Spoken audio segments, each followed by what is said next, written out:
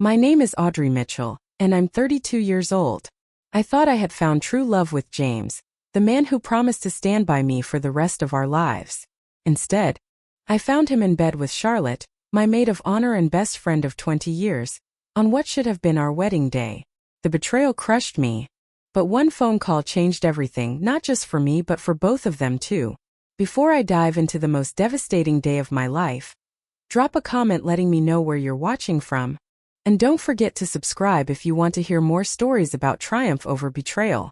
3 years ago, my life changed forever when I met James Harper. As a wedding planner in Boston, I had organized countless magical days for other couples, watching them celebrate their love while secretly wondering when my turn would come. Then, at the Anderson Burke wedding at the Four Seasons, I noticed him across the reception hall, tall, confident, with a smile that made the room seem brighter. "Excuse me," he said, approaching me as I checked items off my clipboard. "I couldn't help but notice you're the one making sure everything runs smoothly." "I'm James Harper, friend of the groom." I tried to maintain my professional composure, but there was something about his warm brown eyes that immediately disarmed me. "Audrey Mitchell. And yes, that's my job. Making sure no one notices I exist unless something goes wrong." "Well, I noticed you exist," he replied with a charming grin. "And nothing's gone wrong." That night, after the newlyweds departed and my work was done, James was waiting in the hotel lobby. He asked for my number, and against my usual policy of not dating wedding guests, I gave it to him. The very next day he called, not texted, and asked me to dinner. Our first date was at a small Italian restaurant in the North End. I remember being surprised by how easy conversation flowed between us. James was 34, an investment banker with a prestigious firm, educated at Dartmouth, and passionate about sailing. He was articulate, attentive, and seemed genuinely interested in my work and ambitions. "Most guys get bored when I talk about centerpieces and vendor contracts," I admitted over tiramisu. "I find passion attractive," he replied. "And you clearly love what you do." After that night, when I introduced him to my friends, they were immediately impressed, especially Charlotte Wilson. Charlotte and I had been best friends since middle school. We had weathered everything together. The awkward teenage years, college dramas, my parents' divorce, her mother's battle with cancer. She was more like a sister than a friend. Charlotte was instrumental in strengthening our relationship. She helped James plan surprise dates, advised him on my birthday gifts, and always made herself scarce when we needed alone time. In those early months, I often expressed my gratitude for having such a supportive best friend. "You know, I just want to see you happy," she would say. "You deserve this, Audrey." 11 months into our relationship, James proposed. He had arranged a private dinner at a rooftop restaurant overlooking Boston Harbor. As the sun set, painting the sky in brilliant oranges and pinks, he knelt before me and opened a velvet box containing a stunning oval diamond ring. "Audrey Mitchell." The restaurant erupted in applause. He had arranged for my parents and closest friends to be hiding nearby. Charlotte was the first to embrace me, her eyes also wet with tears. "I knew it," she squealed, hugging me tightly. "I'm so happy for you." The next morning, before I had even called my extended family, Charlotte had already created a wedding planning spreadsheet and texted me dozens of dress ideas. Her enthusiasm was touching, if a bit overwhelming. "You've helped so many brides have their dream day," she said. "Now it's your turn, and as your maid of honor, I'm going to make sure it's perfect." Fourth, I immediately asked Charlotte to be my maid of honor. Who else would I choose? She had been by my side through everything. The way she teared up when I asked her. The engagement period was a whirlwind of venue tours, cake tastings, and floral arrangements. With my industry connections, securing my dream vendors was easier than for most brides. He would say whenever I pressed for details, "Don't you trust me?" In retrospect, there were subtle red flags I chose to ignore. James began working later than usual, probably just wedding stress. At our engagement party 6 months before the wedding, Charlotte gave a toast that now makes my skin crawl when I remember it. "To Audrey," her eyes lingering on him. "Thank you for seeing how special she is. You two are so lucky to have found each other. And I'm lucky to have both of you in my life." At the time, I was touched by her words. Now I realize she wasn't just toasting our relationship, she was staking her claim on it. As the wedding date approached, I threw myself into the preparations with the same meticulousness I applied to my clients' events. We had secured the Bradford estate, a historic mansion with breathtaking gardens just outside Boston. With its marble columns and crystal chandeliers, it embodied the timeless elegance I had always envisioned for my wedding. The date was set for June 12th, exactly 1 year after James proposed. "You're the most organized bride I've ever worked with," laughed Samantha, the estate's coordinator, as I presented her with a minute-by-minute timeline 3 months in advance. "Occupational hazard," I replied. "I've seen too many things go wrong not to be prepared." Oh, the irony of that statement still makes me wince. James mentioned he loves burgundy. That was another odd development, Charlotte's sudden fixation on James's preferences. When had they discussed his color preferences without me? Why was she texting him directly about wedding details instead of including me in the conversation? Meanwhile, James became increasingly distant. He would come home late, smelling of expensive cologne I didn't recognize, claiming long client meetings. Our once passionate relationship cooled noticeably. "It'll be better after the wedding." I tried to discuss my concerns with my other bridesmaids, Natalie and Katie, during a dress fitting 4 months before the wedding. "Is it just me? Or has Charlotte been acting strange?" I asked as we waited for the seamstress. Natalie and Katie exchanged a look I couldn't quite interpret. "What?" I pressed. "It's probably nothing." Natalie began carefully. "But at your engagement party, I saw her and James talking in the hallway for a long time. They seemed intense." "They're probably just discussing surprise details for you," Katie quickly added, shooting Natalie a warning glance. "You know how Charlotte gets with planning." I wanted to believe that explanation, but doubt had begun to take root. Still, I dismissed it. James and Charlotte were the 2 people I trusted most in the world. They wouldn't betray me. They couldn't. Then came my bridal shower, hosted at Charlotte's downtown apartment. Everything was picture perfect. Elegant decorations, champagne cocktails, personalized gifts.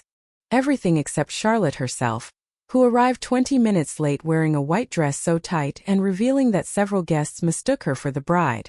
"Sorry I'm late," she announced, making a dramatic entrance. I had trouble deciding what to wear. Throughout the party, she consistently brought the conversation back to James, how they had such similar taste in music, how he had helped her choose the wine for the shower, how they had the same obscure favorite movie. My mother noticed my discomfort and squeezed my hand supportively. "Every bride feels a little jealous before the wedding," she whispered. "It's normal to want all the attention." But it wasn't jealousy I was feeling, it was dread. The bachelor and bachelorette weekends were held simultaneously 1 month before the wedding. James and his friends in Miami, Charlotte, myself, and 6 other friends in Nashville. During our second night, after a dinner and dancing on Broadway, Charlotte disappeared for over 2 hours. When she returned to our hotel suite, her lipstick was smudged, and she was uncharacteristically quiet. "Where have you been?" I demanded, slightly drunk and increasingly suspicious. "We were worried. Just needed some air," she replied vaguely. But I convinced myself it must be someone she had met that night. The alternative was unthinkable. When I returned from Nashville, I decided to confront James directly. We were having dinner at home. His expression earnest. "Everything's fine, Audrey. I'm just stressed about work and want our wedding to be perfect. You're the best thing that ever happened to me." "And Charlotte? She's been helping with some surprises for you. Why? What's going on?" His explanation was reasonable, his demeanor convincing.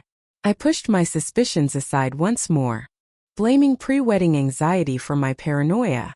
The rehearsal dinner, held at an upscale steakhouse the night before our wedding, should have been a joyous occasion. My father gave a touching speech about finding true partnership, and James's mother welcomed me warmly to their family. But throughout the evening, they both disappeared for 15 minutes. When questioned upon their return, Charlotte claimed she needed James's help to retrieve a wedding gift from her car. My father, who had stepped out for a cigar, mentioned he hadn't seen them in the parking lot. That night, alone in my hotel room while James stayed in his separate suite per tradition, I lay awake until dawn, trying to convince myself I was imagining things. Surely my fiancé and best friend wouldn't betray me so completely. Not after 20 years of friendship. Not the day before our wedding. How desperately I wanted to believe the lie. The morning of June 12th dawned bright and clear. Perfect weather for the garden ceremony we had planned. I woke in my suite at the Bradford Estates adjacent hotel after barely 2 hours of fitful sleep, my stomach in knots. Despite my lingering unease, I tried to embrace the excitement of my wedding day. By 9 a.m. my bridesmaids had arrived, filling the suite with laughter, mimosas, and the scent of hairspray. Charlotte finally arrived at 10:30, breathless and flushed, carrying her bridesmaid dress in its garment bag. "So sorry," she exclaimed, kissing my cheek. "Crazy morning. But I'm here now. And everything's going to be perfect." She smelled of fresh perfume and mint, as if she'd recently showered. Her hair was slightly damp at the roots. "Where were you really?" I asked quietly while the others were distracted with mimosas. Charlotte's smile faltered briefly. "I told you, dress emergency." "At the hotel?" I pressed. "No, I had to go to the tailor," she replied, not quite meeting my eyes. "Listen, it's your wedding day. Let's not worry about trivial things." She turned away quickly and began chatting animatedly with the other bridesmaids, effectively ending our conversation. For the next few hours, I tried to lose myself in the familiar rhythm of wedding preparations, having my hair styled into loose waves, stepping into my ivory gown with its delicate lace overlay, my mother fastening my grandmother's pearl necklace around my throat. "You look absolutely beautiful," my mother whispered, tears in her eyes. "Like a dream." As 1 o'clock approached, the photographer arrived to capture pre-ceremony moments. Charlotte disappeared again. It was then I realized I had forgotten my something blue, a sapphire hairpin that had been my grandmother's. I had carefully placed it in James's suite the previous day during setup, planning to incorporate it after my hair was done. "Dad, I need to grab something from James's room quickly," I explained. "Can you let the photographer know I'll be right down?" "Of course, sweetheart," he replied. "Do you want me to go with you?" "No need," I assured him. "I'll be quick." I took the elevator to the 3rd floor where James's suite was located. As a surprise, I had booked him the luxury corner room with views of both the estate gardens and the distant Boston skyline.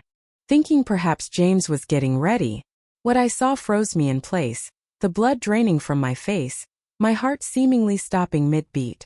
There, on the disheveled king-sized bed, were James and Charlotte. Her bridesmaid dress lay crumpled on the floor alongside his tuxedo pants. Eyes wide with shock and something worse, recognition.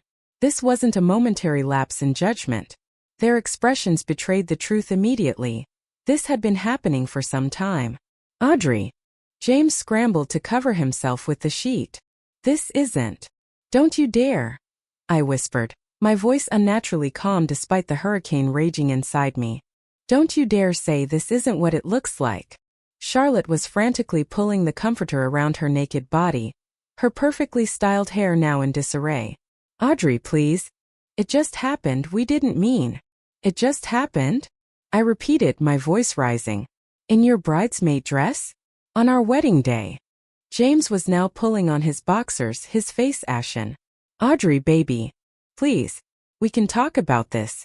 It was a mistake, cold feet." "Cold feet?" I laughed, a hollow broken sound. "Is that what you call sleeping with my best friend on our wedding day?" Charlotte was crying now, mascara streaking down her cheeks. "I'm so sorry, Audrey. We never wanted to hurt you." The absurdity of her statement hit me like a physical blow. "Never wanted to hurt me? You're literally in bed together 3 hours before our wedding. 200 people are downstairs. My entire family flew in from across the country." James approached me slowly, hands outstretched like I was a frightened animal. "Audrey, please. Let's not make a scene. Think about everyone waiting downstairs. We can work through this." His words crystallized everything wrong with the man I had almost married. In the face of his betrayal, his primary concern was appearances, not making a scene that would embarrass him. "Work through this?" I repeated incredulously. "There is no working through this, James. The wedding is off." Charlotte scrambled off the bed, still clutching the comforter. Audrey, please. Let me explain. 20 years. I cut her off, my voice breaking. 20 years of friendship, and this is how you repay me? By sleeping with my fiancé on my wedding day. It wasn't just today. She blurted out, then immediately covered her mouth, as if shocked by her own admission. James shot her a warning look. Charlotte, don't. But the truth was already spilling out. How long? I demanded. Neither answered, their guilty silence confirming my worst fears. How long? I repeated, each word sharp as glass. 6 months, James finally admitted quietly. Since the engagement party. 6 months. Half of our engagement. While I had been selecting flowers and writing vows, they had been carrying on behind my back. Every canceled date night. Every work emergency. Every time Charlotte had offered to keep James company. While I was busy with clients. It all made horrific sense now. The room began to spin. Couldn't breathe. Couldn't think. Without another word, I turned and fled, slamming the door behind me. In the hallway, I collided with the wedding coordinator, Samantha, who had come looking for me. Audrey? My legs gave way, and I sank to the floor in my wedding gown, the beautiful ivory fabric pooling around me like spilled milk. The wedding is off. I managed to whisper before the world went black around me. I don't clearly remember the minutes that followed my discovery. According to Samantha, clutching at the beaded bodice that suddenly felt like it was crushing my ribs. I can't do this. Samantha, proving herself worth every penny of her coordinator fee. She said gently once I could speak again. And we need to decide how to tell the guests. The guests. 200 people in their formal wear, gathering in the garden below. I nodded weakly and she made the call. Within minutes, my mother and father burst into the stairwell, their faces etched with worry that quickly transformed to horror as I explained what had happened between sobs. My father's face darkened with rage.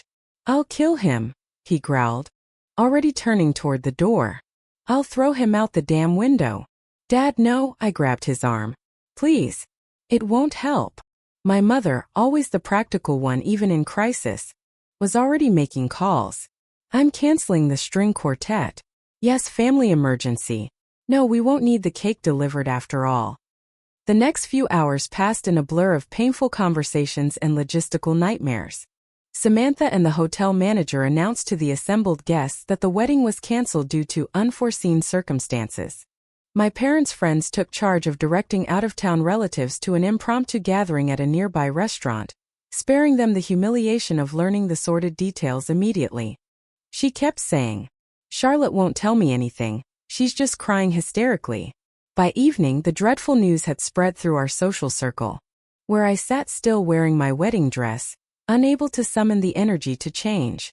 We should have told you sooner, Katie confessed, her eyes red from crying. We suspected something a few weeks ago, when we saw them leave the rehearsal dinner together, but we couldn't be certain, and we didn't want to ruin everything if we were wrong. Charlotte's been making excuses to see him for months, Natalie added. Meeting to discuss wedding surprises for you. We thought it was strange, but we'll deal with this later, she said, her voice tight with controlled anger. For now you need to rest. Rest was impossible. I lay awake all night in the hotel room, my mind torturing me with images of James and Charlotte together, wondering how many times they had laughed at me behind my back, how many lies they had told, how many moments that I thought were special had been tainted by their affair. The next day brought the grim task of returning to the apartment James and I had shared for the past year. My brother insisted on accompanying me, concerned about a potential confrontation, but the place was empty when we arrived. James had apparently grabbed some clothes and fled, probably to Charlotte's. I thought bitterly. Our apartment, once a space of love and shared dreams, now felt like a museum of lies. Wedding gifts piled in the spare bedroom, framed photos of James and me on vacations, at parties always smiling, always seemingly in love. A half-packed suitcase for our Maldives honeymoon that would never happen. I moved through the rooms like a ghost, collecting essential items while my brother boxed up James's electronics and expensive watches. You'll sell these, he insisted. Small compensation for what he put you through. The wedding gifts were donated to a women's shelter. The honeymoon was non-refundable. The venue, caterer, florist, and other vendors kept their deposits, amounting to thousands of dollars, much of it from my parents' retirement savings. The financial loss was staggering, but nothing compared to the emotional devastation. Word spread quickly through Boston's tight-knit social scene. Clients began calling with awkward condolences, some even questioning whether I could still plan their weddings given my personal situation. Friends still forwarded me posts. Charlotte had changed her relationship status to, "It's complicated." James had posted a vague apology about difficult decisions and following his heart. For 2 weeks, I barely left the guest room at my parents' house. I couldn't eat, losing 12 pounds from my already slim frame. I couldn't sleep without nightmares. I couldn't answer my phone or check emails. My thriving wedding planning business, the career I had built over 8 years, teetered on the brink of collapse as I proved incapable of handling even basic tasks. My mother brought soup I wouldn't eat and opened curtains I immediately closed again.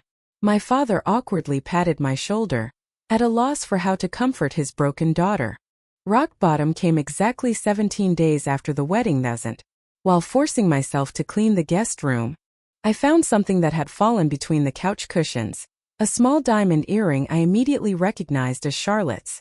She must have lost it during one of her visits to check on me, in the engagement period. Perhaps she had even been wearing it when she sat on this very couch with James, planning their deception. Clutching Charlotte's earring so tightly it cut into my palm, wondering how I could possibly reassemble the shattered pieces of my life. A cup of cold tea before me, Charlotte's earring still in my hand. Something shifted inside me then. A quiet but definite change. I realized I had 2 choices. I could remain broken. Was a name I hadn't thought of in months, Whitney Davis, a tough-as-nails attorney who had hired me to plan her sister's wedding the previous year. She had given me her card at our last meeting, mentioning almost casually, "If you ever need legal help, personal or professional, call me. I owe you for making Sarah's day so special." At the time I had tucked the card away, never imagining I would need her services. Now I wondered if Whitney might be exactly the person who could help me find a path forward from this devastating betrayal. Little did I know that one phone call would not only change the trajectory of my recovery, but would ultimately transform my entire life and career in ways I could never have imagined.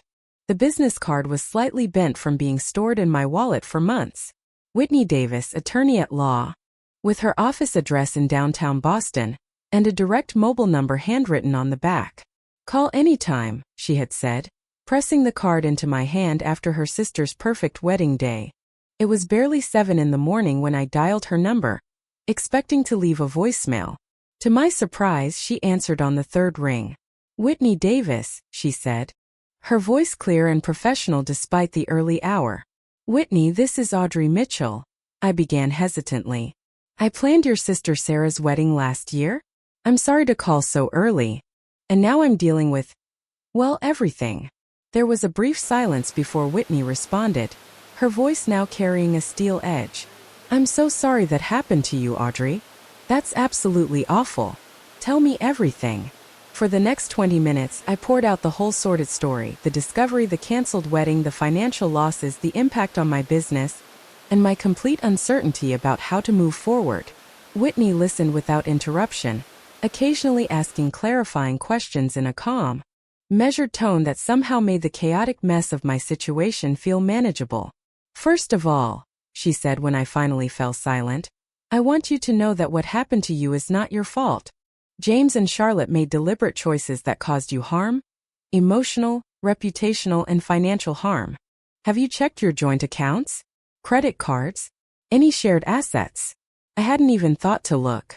With Whitney still on the line, there were several large withdrawals in the days before the wedding. One for $5,000 the day before. "Document everything," Whitney instructed. "Take screenshots, download statements. Don't confront James yet."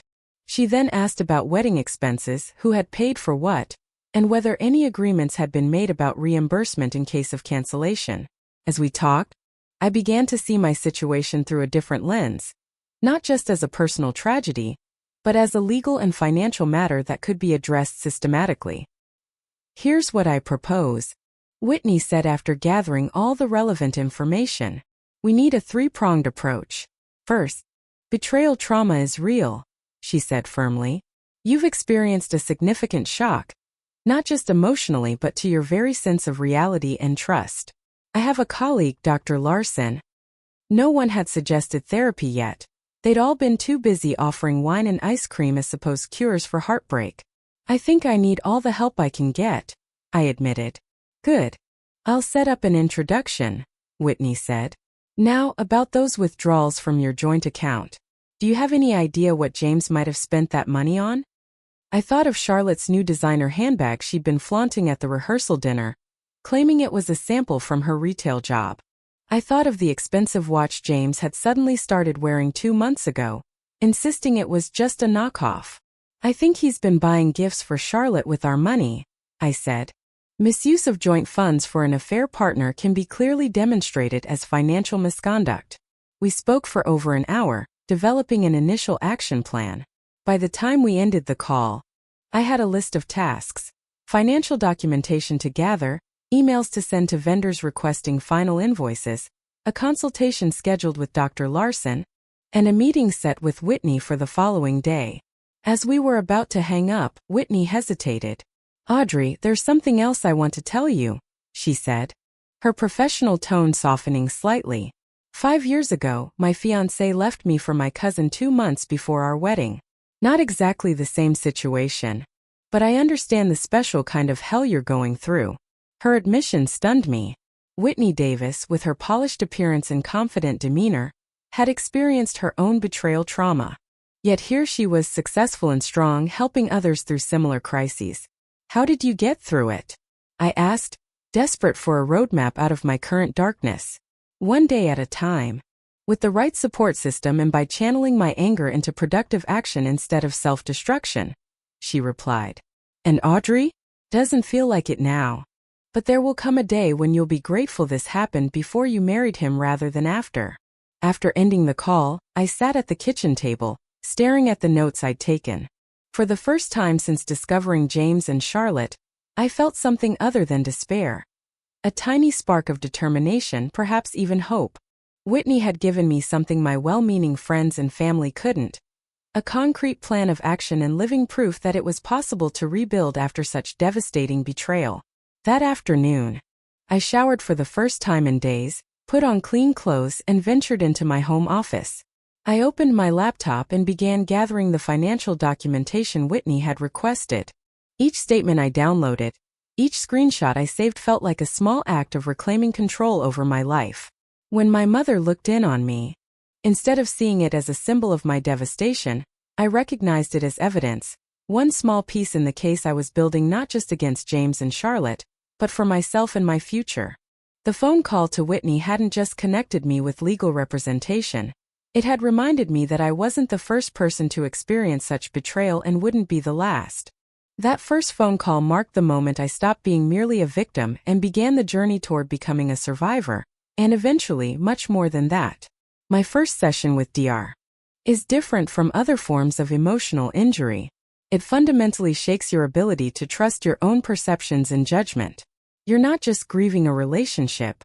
I had been mentally reviewing every moment of my relationship with James and my friendship with Charlotte, wondering how I could have been so blind, questioning whether anything had been real.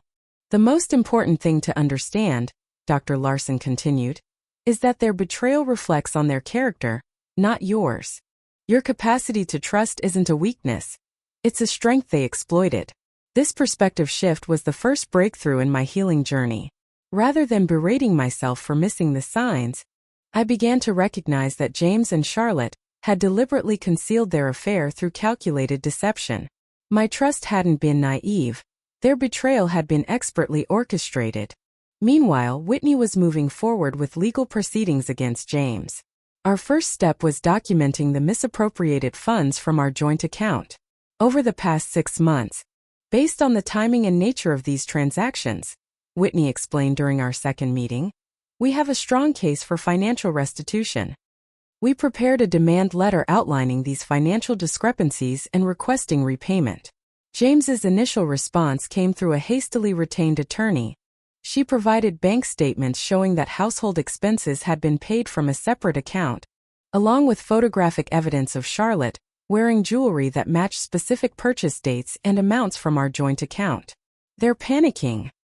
While the legal process unfolded, I was gathering evidence of a different kind. With Dr. Larson's encouragement, I had decided to confront Charlotte directly, not for reconciliation, but for closure. We arranged to meet at a coffee shop in a neighborhood neither of us frequented, minimizing the chances of running into mutual acquaintances. Charlotte arrived looking nothing like the confident woman I had known for 20 years. Her shoulders were hunched, her face drawn, her designer clothes replaced by jeans and a plain sweater. When she saw me sitting straight-backed at a corner table, her steps faltered. "Thank you for coming," I said coolly as she sat down opposite me. The trembling, devastated bride from the wedding day was gone. In her place was someone new. Someone determined to understand the full truth. "I didn't think you'd ever want to see me again," she whispered, not meeting my eyes. "I need answers," I replied simply. "Not excuses, answers. How long had it been happening before I caught you? And I want the actual truth this time."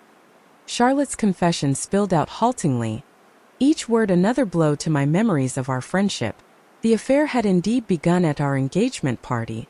"We kept saying we would end it," she said, tears streaming down her face. "After each time we'd promise it was the last. But then you'd betray me again," I finished for her. "For 6 months. The most painful revelation wasn't the affair itself but learning that James had done something similar before. According to Charlotte, he had confided in her about cheating on his previous girlfriend with her roommate, a pattern so similar to our situation that it couldn't be coincidence. "Why didn't you tell me this when we first started dating?" I asked, my voice tight with anger. "You knew about his history and said nothing." "I didn't think he'd do it again," she replied weakly. "He seemed so different with you, so committed." As our conversation progressed, one thing became abundantly clear. Neither James nor Charlotte had considered the consequences of their actions beyond the immediate gratification of their affair. They had never developed a plan for being discovered or thought through how their betrayal would affect me or our wider social circle. "What did you think would happen?" I asked. "That you'd continue sleeping together after I married him? That he'd leave me for you? What was the endgame here?" Charlotte had no answer. Only more tears and apologies that meant nothing to me now. I left that coffee shop with something unexpected: pity. Larson, I began the process of professional reinvention. My wedding planning business, once thriving, had suffered significant damage from the scandal. If my personal tragedy had taught me anything, it was that I possessed valuable first-hand knowledge about recovering from wedding disasters. During a late-night brainstorming session with Whitney, not just planning new weddings but helping people navigate cancellations, postponements, vendor disputes, all the things that can go wrong, Whitney considered this for a moment. "Second chance celebrations," she suggested, focusing on resilience rather than perfection. The concept resonated deeply with what I was learning in therapy about transforming trauma into growth. A woman who had canceled her wedding 3 weeks before the date after discovering her fiancé's secret gambling addiction. She had lost thousands in deposits and was struggling to explain the situation to friends and family. "I don't know how to move forward," she admitted during our first consultation. "Everyone keeps asking when we're rescheduling, not understanding that it's over." Drawing on my own experience, I helped Kelly craft communication strategies for her social circle, negotiate with vendors for partial refunds, and create a ceremony of closure rather than partnership. A small gathering where she returned her engagement ring to the earth by planting it with a tree seedling, symbolizing growth from loss. As Kelly's story spread through word of mouth, more clients with similar situations sought my services. Some were dealing with postponements due to illness or financial setbacks. Others, like me, were recovering from betrayal or deception. Each case allowed me to refine my approach and build a reputation in a niche that, unfortunately, had plenty of potential clients. The local media caught wind of my business transformation approximately 3 months after my canceled wedding. "Do you worry that your business model depends on other people's misfortune?" the reporter asked during our interview. "I see it differently," I replied. "Wedding setbacks happen regardless of whether I'm there to help. What I offer is a path through the pain that honors the relationship that was while creating space for what might be." In many ways, I'm the wedding planner I needed when my own plans fell apart. The article went viral within hours of publication, generating a flood of inquiries from potential clients across New England. I spoke candidly about discovering James and Charlotte, the financial and emotional aftermath, and my journey toward creating something meaningful from my pain. What I hadn't anticipated was how many viewers would connect with my experience. My inbox exploded after the segment aired, I told Whitney over lunch. Hundreds of messages from people who've been through similar situations. They're asking if I would consider starting a support group. That's a natural extension of what you're already doing. A monthly support group for individuals recovering from relationship betrayal. The first meeting, held in a private room at a downtown hotel, drew 15 participants. By the third month, I connected with people from all walks of life who shared the common experience of having trusted someone who proved unworthy of that trust. Some were further along in their healing journey than others, creating a natural mentorship dynamic that benefited everyone involved. Meanwhile, the legal proceedings against James had reached a satisfactory conclusion. Faced with overwhelming evidence of financial misconduct, he agreed to a settlement that reimbursed me for the misappropriated funds, plus a significant portion of the wedding expenses. And a small office space separate from my home. Charlotte made several attempts to reconcile our friendship during this period, sending tearful voicemails, handwritten letters, and even showing up at my parents' house unannounced. Each time I maintained firm boundaries, explaining that while I no longer wished her ill, I learned through mutual friends that James and Charlotte's relationship had imploded spectacularly. According to the gossip that inevitably made its way to me, James had been caught texting another woman, his colleague's wife, prompting Charlotte to throw his belongings off her apartment balcony in a scene witnessed by several neighbors. "Are you satisfied?" Dr. Larson asked when I shared this news during a therapy session. "Does their unhappy ending provide closure for you?" I considered her question carefully. "It's not satisfaction exactly," I replied after a moment. "It's confirmation that their behavior wasn't specific to me. It's who they are. In a strange way, it helps me take it less personally." "That's an important insight." She nodded approvingly. "You're separating their actions from your worth." 9 months into my recovery journey, I had my final confrontation with James. A park bench near the public garden. He began with practiced apologies and explanations I had no interest in hearing. "I don't need to know why anymore," I interrupted him. "I came to give you this." I handed him a small envelope containing a thank you card. Inside I had written, "James, thank you for the greatest gift you ever gave me. Freedom from a life with someone incapable of loyalty. I wish you healing and growth. Audrey."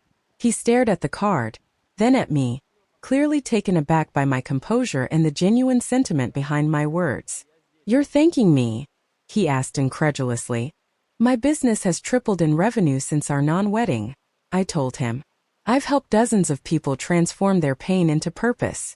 I've made connections with amazing people I never would have met if things had gone as planned. So yes, in a way I am thanking you not for the betrayal, but for the inadvertent catalyst for the life I have now." As I walked away from that bench, from James, and from the last vestiges of my old life, I felt a profound sense of completion. The journey from devastated bride to empowered entrepreneur had been painful beyond description, but standing on the other side, I understood what Whitney had meant on that first phone call. There would indeed come a day when I was grateful it happened before the wedding rather than after. That understanding was cemented when Second Chance Celebrations won the Small Business Innovation Award from the Boston Chamber of Commerce, exactly 1 year after my canceled wedding. Standing at the podium accepting the award, I looked out at the audience and saw Whitney Davis in the front row, applauding with pride in her eyes. "Sometimes," I said in my acceptance speech, "this award belongs to everyone who has ever had to start again from scratch, and found the courage to do so." 1 year and 2 months after the day that should have been my wedding, I stood in the doorway of my new office in downtown Boston, keys in hand, hardly believing how much had changed. The space was modest but perfect, exposed brick walls, large windows overlooking a tree-lined street, and enough room for both client meetings and our growing support group gatherings. Second Chance Celebrations had evolved from a desperate pivot into a thriving business with a waiting list of clients. What began as my personal response to betrayal had grown into something much larger. A comprehensive service helping people navigate relationship endings with dignity and hope. My healing journey had been neither linear nor easy. There were still nights when memories ambushed me. Days when trust felt impossible. Moments when anger flared unexpectedly. But trauma recovery isn't about returning to who you were before, she explained during one of our now monthly sessions. It's about becoming someone new who carries the wisdom of that experience. I developed stronger boundaries and greater comfort with stating my needs directly. Most surprisingly, I found myself more compassionate toward others' mistakes, not the calculated deception I had experienced, but the genuine human errors that come from imperfection rather than malice. That betrayal trauma is universal yet uniquely personal, that sharing stories diminishes their power to control us, and that community is essential to healing. My relationship with Whitney had deepened into something neither of us had anticipated. What began as a professional connection evolved first into friendship and gradually into something more. We moved cautiously, both carrying scars from past betrayals, but there was a foundation of mutual respect and shared values that made each step feel secure. You know what makes this different? Whitney asked one evening as we walked along the Charles River, our hands tentatively intertwined. We've both seen the worst in other people and in ourselves. There's no pretense here. 6 months into our relationship, we still maintained separate residences and professional boundaries, taking things slowly and with clear communication. The trust between us was hard-won and carefully tended. Not the blind faith I had given James, but a more resilient bond forged through shared experience and proven reliability. Around this time, I received an unexpected invitation to tea from Elaine Harper, James's mother.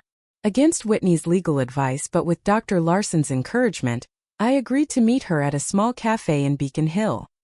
Elaine shared that James and Charlotte's relationship had ended as dramatically as it had begun, with public accusations, property damage, ostensibly for a job opportunity but more likely to escape the reputation he had earned in Boston. He's seeing a therapist now, she added, a hint of hope in her voice. Too late for you, I know. But perhaps not too late for him to become a better man. I found myself genuinely wishing for James's growth, not for any possibility of reconciliation, but because the world needed fewer people capable of such calculated betrayal. This realization that I could want healing for someone who had hurt me so deeply marked a significant milestone in my own recovery, highlighting women who had transformed personal setbacks into professional strengths. This led to an invitation to speak at a women's empowerment conference in Chicago, my first engagement outside New England. Standing before an audience of 300 women, I shared not just the dramatic discovery on my wedding day, but the harder, less sensational story of rebuilding afterward. The therapy sessions, legal battles, financial recalibration, and painstaking reconstruction of self-trust. The hardest person to forgive wasn't James or Charlotte, I told them. It was myself. Forgiving myself for not seeing the signs, for trusting too completely, for building my future on a foundation that wasn't solid. That forgiveness didn't happen in a single moment of clarity. It came gradually, through proving to myself that my judgment could be trusted again, that my instincts were sound, that one betrayal didn't define my capacity for discernment. The response was overwhelming. Women lined up afterward to share their own stories of betrayal and recovery, many expressing how isolating the experience had felt until hearing it articulated by someone else.